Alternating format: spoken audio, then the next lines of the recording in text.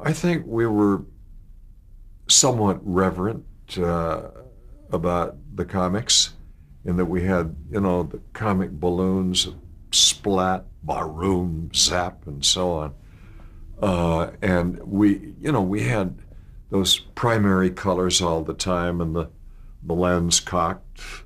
For example, you'd see a bad guy and the lens would be like this because after all he was crooked, that kind of thing. And we developed a kind of rhythm, cadence of speech, and so on that I felt was, well, it seemed appropriate, and it caught on.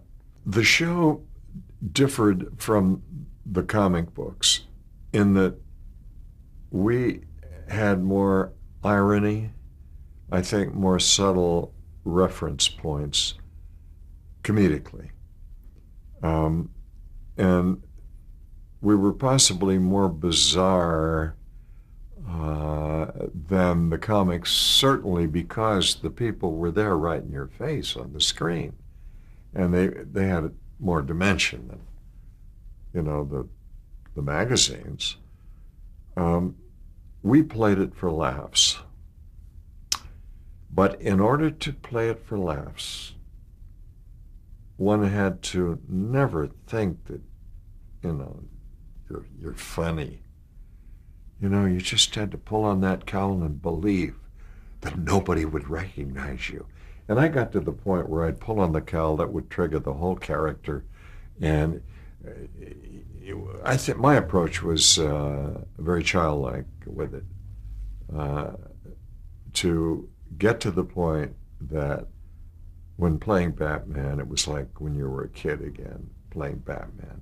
Only now there were those sometimes subtle references and in-jokes and ironies.